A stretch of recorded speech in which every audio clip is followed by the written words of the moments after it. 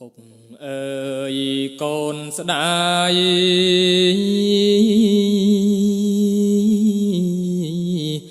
ស្ដាយរូបស្ដាយកាយ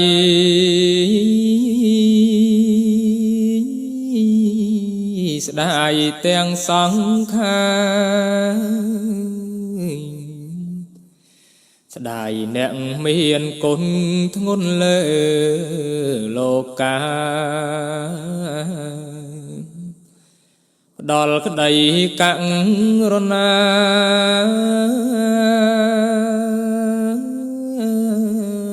ដល់កូនគ្រប់ប្រានពុកឲ្យកំណើតកូនធំក៏កើត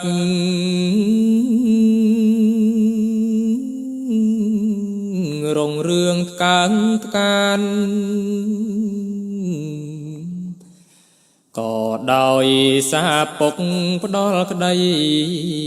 សុខសាន្តពេញដោយសន្តាន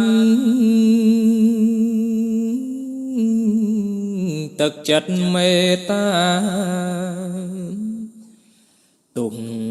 កូនខុសឆ្គងមិនគប់គុណលោ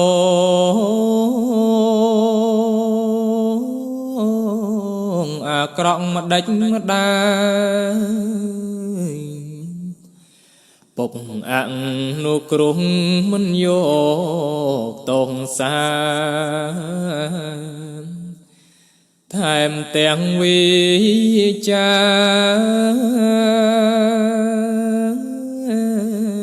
ណែនាំរូបកូនឥឡូវសែនស្ដាយពុកត្រូវបាត់កាយ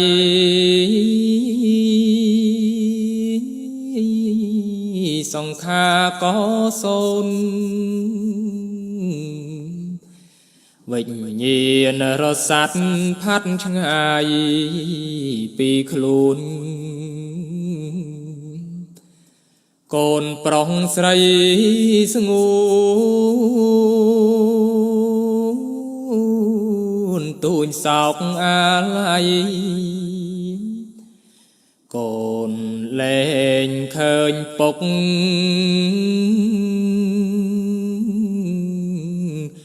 ពេលនេះទៅមុខ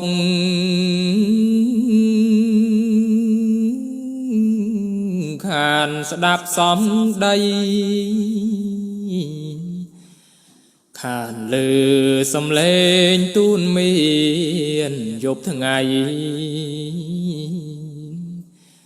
ពេលនេះពុកខ្សែ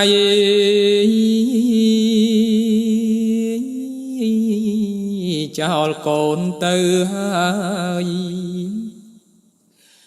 ពេលនេះបូជា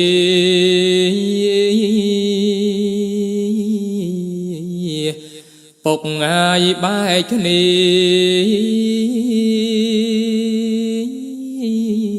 ក្នុងគ្រានេះហើយ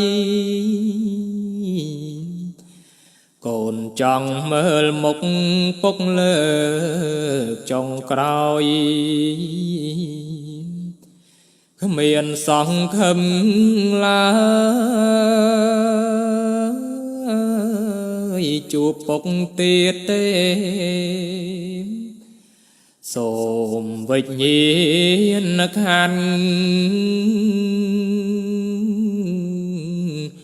លោកពុកទៅកាន់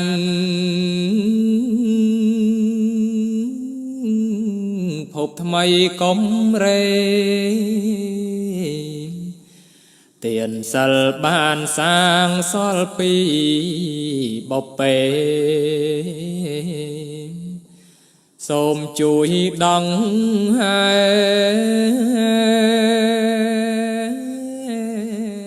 លោកពុកខ្ញុំផង